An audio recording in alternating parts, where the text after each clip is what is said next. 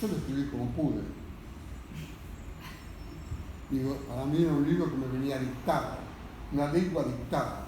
Si querés poner el espiritismo, le querés poner los tangos en papá, le querés poner lo que vos quieras, se lo podés poner. Pero yo, eso me salía así, no es que yo era vanguardista y disponía, como podía disponer Osvaldo, de una mejor performance lingüística. Nunca comparé con la de Londra, me parece, en un punto, sino otra cosa, ¿no? Que se transformó en un libro de vanguardia. ¿Qué pasa? Que yo no quería escribir el Frasquito d'Oro, porque lo tenía muy cerca a Medina, y Medina había empezado a repetir sus libros. Entonces, cuando yo le cuento esto a Osvaldo,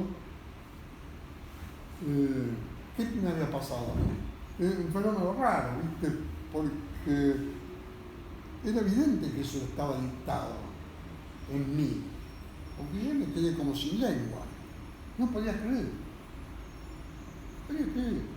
Entonces empecé a que, si agarrás Brillo, el pedazo del libro de los muertos, el comienzo de Brillo es toda una paráfrasis, un collage de León Breuil, y muchas cosas más, ¿sí? Si vos agarrás Cuerpo Velado, empieza con el derrite del cuaderno de Laure Marte. Si agarrás Brillo, está el pedazo entero del libro de los muertos, ¿sí? Yo sentía que estaba plagiando, porque no plagiaba a nadie en el sentido de que voy a escribir una novela de alguien con un nombre famoso, pero no citaba nada. Y así me fui armando una lengua que recién la armo en el corazón de Junio, que yo podía decir, ahí yo vuelvo a apoderarme de una lengua. ¿Qué pasaba con las discusiones para que nos situemos en esos años del 70 y pico? Que cuando escribo Brillos, yo vendí del Frasquito más de 10.000, ¿sí? Cuando sale Brillos, me dice Osvaldo, escribiste un libro para el mercado, porque había salido en Sudamericana. Yo digo, pero Osvaldo, le digo, yo el Frasquito vendí 10.000 y de este no vendí ni 1.000. Y además, cuando saca ahora Mónica Setti la revisión después de 25 años, volvió a meter 1.000, digamos, ¿no es cierto? Entonces digo, en todo caso está mucho más marcado, si vos querés, por Sardú y por una cuestión, pero para el mercado no tenía nada que ver. Pero, digamos, la cosa del psicoanálisis, empezaron, viste, con Brillo, que era un libro psicoanalítico. Era todo muy divertido en esos tiempos, porque Osvaldo estaba totalmente loco. Y entonces, había hecho la escuela psicoanalista de Mar del Plata. Entonces, con Hinke y con Germán nos divertíamos mucho, porque sabíamos que estábamos totalmente locos, y que era él solo en la escuela de Mar del Plata. Pero los psicoanalistas de acá no sabían que estaba loco. Entonces le escribía con sello y ponía director de la escuela de psicoanálisis Mar del Plata. Entonces nosotros nos divertíamos mucho porque había gente que le creía y quería ir a Mar del Plata para la escuela de psicoanálisis, que no existía, era como un astillero Bonete, ¿sí? Entonces, digo, son todas cuestiones que se van construyendo en un estado de lengua donde determina un momento crítico donde el instrumento de análisis era uno. En Germán, gran lector Germán, pero el libro de Macedonio es muy aplicado, aplica demasiado el psicoanálisis, ¿viste? Pero me acuerdo, ¿viste? Entonces, bueno, eso marca un problema. Freud, ¿por qué le da tanta bola al poeta? Porque nos fijamos recién que el poeta, para Freud en ese trabajo, puede, digamos, como construir todos estos mecanismos de trabajo del sueño. Pero en el tema de los tres cofrecillos, cuando analiza Ray Liotta, lo invierte. Dice, hasta aquí hemos seguido al mito y su mudanza y esperamos haber descubierto las secretas razones de esta, ¿sí? De los cambios. Bien puede interesarnos ahora el empleo del motivo por el poeta. Recibimos la impresión de que en él se cumplió una reducción del motivo al mito originario, de suerte que volviéramos a captar el sentido sobrecogedor de este que la desfiguración había debilitado. ¿Sí? Mediante esta reducción de la desfiguración, mediante el parcial retorno al originario, el poeta alcanza el profundo efecto que en nosotros produce el mito. Ahora sé que hizo el trabajo, como me parece, como parecido, pero al revés.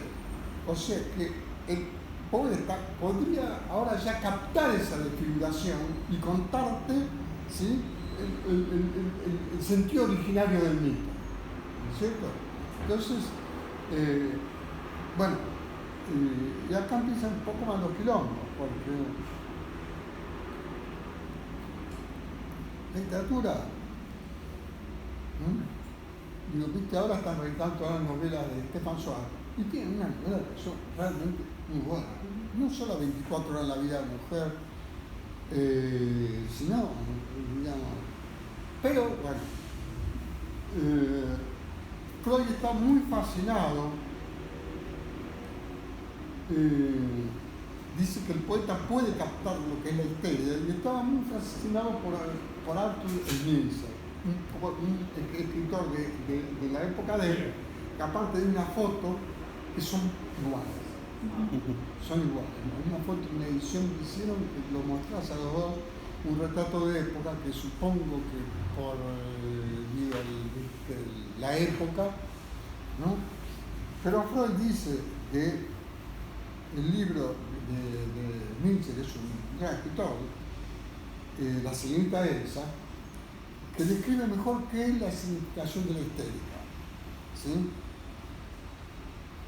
Y mirá lo que dice, en unos escritos de 1919 dice: el histérico es sin duda un poeta, ¿sí?, aunque figure sus fantasías en lo esencial por vía de la mímesis, ¿sí?, y sin miramiento por la comprensión de los prójimos. Acá evidentemente hay una idealización moral, porque él dice, por un lado, que la fantasía histérica y la literatura o la creación literaria se parecen, pero como es por vía de mímesis, ¿sí?, la histérica es sin miramiento de la comprensión de los prójimos, como si el escritor fuera la comprensión de los prójimos.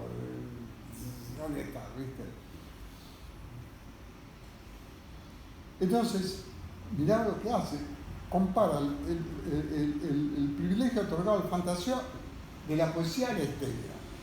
La neurosis obsesiva la compara por los ceremoniales y los rituales y la llama una religión privada a la neurosis obsesiva. Y la paranoia, dice, con sus delirios razonantes,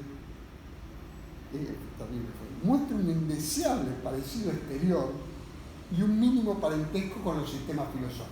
O sea, pero le da, ¿viste? Dice, muestra un indeseable parecido. Nos dice, ¿no? Pensar que ahora está por escribir los historiales, ¿no? Y los historiales es un quilombo porque le dicen que es una novela, y yo no sé si no lo son. No sé si no son un género, digamos, ¿no? Entonces Freud dice, tales historiales clínicos pretende que se los aprecie como psiquiátricos, pero una cosa aventajan a esto: el íntimo vínculo entre la historia del padecimiento y los síntomas patológicos. Ese sería el historial clínico psicoanalítico, ¿sí?, que en vano buscamos en las biografías de otras psicosis, ¿sí? Está hablando del caso Dora, ¿no? Pero podríamos reducir el historial freudiano así, muy brutalmente, a las relaciones entre historia y síntoma. Es lo que hace Borges. Borges, en El pudor de la historia, afirma, ¿sí?, podríamos ser la biografía de un hombre solo a partir de su sueño. Eso es terrible, o sea, que no puedes contar la biografía de un tipo, y eso no es un análisis. Si no hay una cosa, si yo entiendo lo que es el análisis, es la frase clave. Digamos, si yo puedo contar la vida de un tipo a partir de los sueños, chao, ya está. ¿Para qué? Eso es más psicoanalítico que ponga, no sé, mi objeto A, el gozo, no sé, que ocurra. No, no es lo que se le ocurre. Se cuentan los sueños y dice la historia de alguien. Eso no es un psicoanálisis. Es como muy impresionante. Freud va a trabajar mucho la cuestión de la rima y la idea del placer, ¿no? Le agrega al desplazamiento y a la condensación la literación, el refrán, ¿sí? Es decir, que se va apropiando las cuatro cosas que él dijo: el mito, los usos lingüísticos, el folclore y la poesía. Pero va progresando por la lengua porque va asociando, ¿sí? Pero acá, digamos, el tipo produce una diferencia y una inversión. Dice que el placer,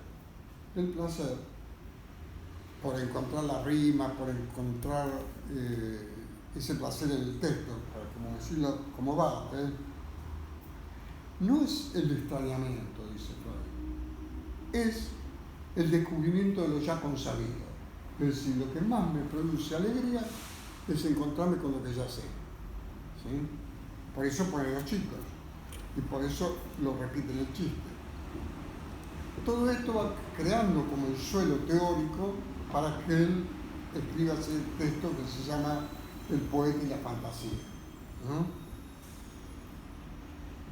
Más allá de la ganancia de placer, la relación entre el niño y el juego es lo que va a dar lugar después a lo que podríamos llamar la interpretación al psicoanálisis de niños, digamos, ¿no?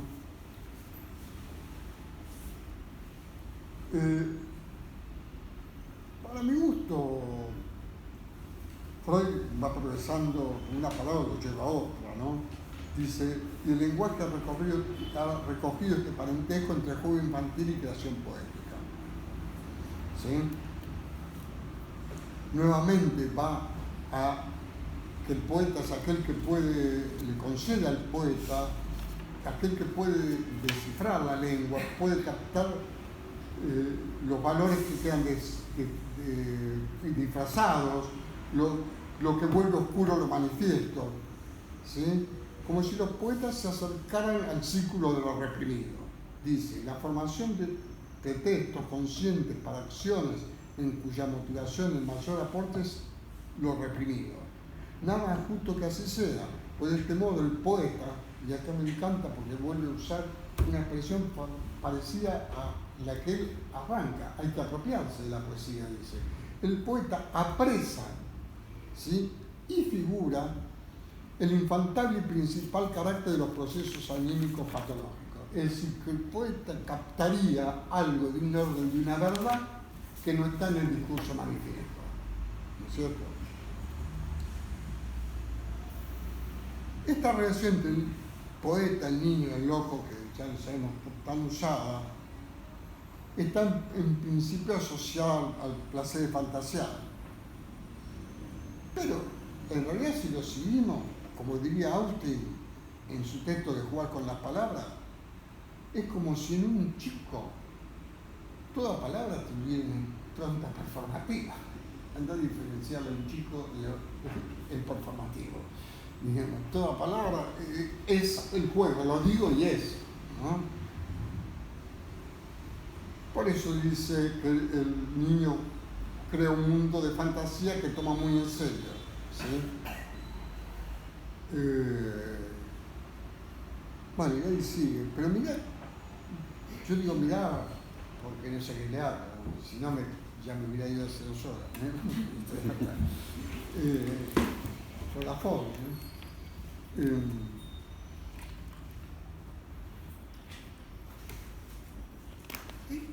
¿Cómo llega esto?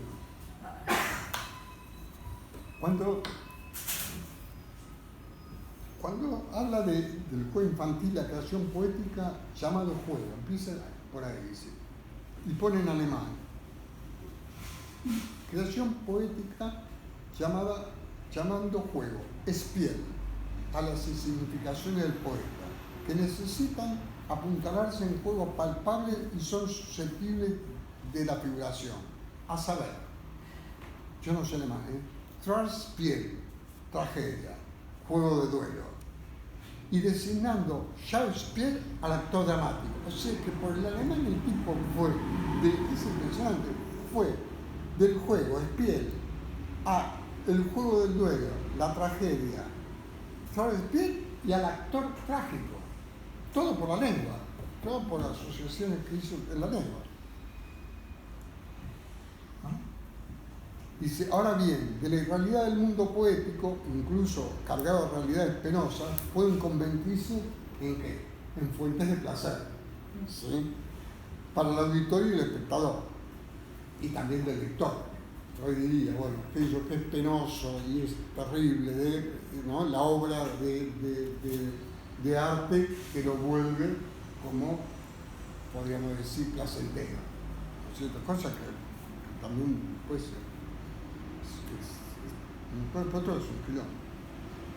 Freud, refiriéndose a la novela psicológica, y aquí el poeta queda homologado al novelista, dice, la novela psicológica en su conjunto debe sin duda su especificidad a la inclinación del poeta moderno, o el escritor moderno, por lo que sigue, a escindir su yo por observaciones de sí, por observaciones propias, en yoes parciales, y a la inclinación a personificar en varios héroes las corrientes que entran en conflicto en su propia vida mímica. Como si yo tuviera varios problemas, los pongo en distintos personajes o en distintos yo de los personajes. Pero bueno, ahí dejo más o menos Freud que sigue, pero no sabía de qué se trataba y tenía que... Está muy confuso, ¿no? Me parece, ¿no? No. Porque me dio bien para escribir un trabajo sobre el contexto cultural. Ahora me falta toda la parte de Lacan, que es un quilombo. No, porque dice unas cosas. Dice, habla de Schroeder, ¿no? Del Schroeder, no sé si conoce el caso, pero era un juez. Cuando nombra un juez de la corte, se vuelve loco, hace un delirio. Hace un delirio y piensa que va a tener un hijo con Dios. ¿Qué? Un hijo con Dios. Que Dios lo ha elegido para tener un hijo. Y escribe unas memorias espectaculares, ¿no? Digamos, Dios lo ha elegido e inventa otra lengua, lo que Lacan va a llamar lengua fundamental, como que una lengua que no sería ni poética, sería como otra lengua. Estaba pensando que me dijo que tenía razón esta mañana, porque ahora le digo por eso. Y inventa otra lengua, lo que Lacan llama lengua fundamental, porque habla de la lengua de los nervios. Al final es extraordinario porque le hacen juicio, ¿no?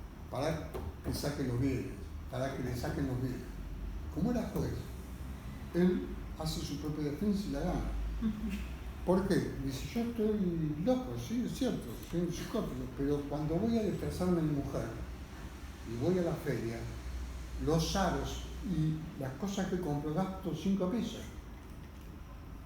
Dice, no veo por qué no podría manejar los bienes. Cuando estoy loco y toco el piano y aullo, llaman a la ambulancia pública y me internan. Pero de ninguna manera yo no podría manejarlo bien. Y lo gana. ¿No? Gana el juicio, lo gané. Entonces, ¿qué dice Lacan ahí? Dice Freud, Schreber no es un poeta. ¿Sí? Y dice, en cambio, poetas son, pone dos franceses, pone a Proust y a Norval y a San Juan de la Cruz. Dice, y a San Juan de la Cruz, porque dice, poeta son aquellos que introducen una nueva experiencia y un nuevo orden simbólico en el mundo. yo estoy escribiendo todo esto y te llevo todo acá y todavía no puedo entender, digamos, qué quiere decir, por qué San Juan de la Cruz, que podría entender por la experiencia mística, me sería mucho más difícil enervar, salvo porque lo pienso por hablar de locura. Pero hoy hablando contigo y me dice, no, pero es al revés, que ese escritor es Scherer, porque él introduce una nueva lengua que es esta lengua fundamental, que no es ni la lengua poética, ni se llama la lengua fundamental, no sé qué otra, ¿no? Trabaja con neologismo, ¿no? Porque viste, la locura y la lengua están muy asociadas. Está el hermoso trabajo de Deleuze sobre el esquizo y su lengua, porque Wolfson era un lingüista, ¿sí?, que se vuelve loco con la madre, ¿sí?, deja de escribir, digamos, en inglés y empieza a escribir todo en francés. La lengua materna no puede escribir nunca más en su lengua materna. Yo tenía que hacer este pasaje de Freud a Lacan me ocupé muy poco, porque no sabía cómo iba a hacer, quería que hablaban 3 personas yo. No quería. A mí me gusta, por la referencia a yo, una cosa que plantea Mallarmé, que dice: aquel que realiza el acto poético se suprime en tanto yo. Sí. Suprime en tanto yo. A mí me parece que es lo más parecido, digamos, como al trabajo de un analista, digamos, que debería suprimirse en tanto su yo, digamos, lo más posible, hasta donde es posible, digamos, ¿no? Porque tampoco el silencio absoluto podría crear casi podría crear tanta, ¿cómo podría decir?, inducción como que hables, ¿no?, en la persona analista. Pero suprimirse en tanto yo, a mí me gusta, digamos, ¿no? Porque finalmente, hablando con mi amigo Kimpi, decíamos, pues acá estoy buscando, porque dice una frase rara que dice: no hay propiedad privada de la lengua.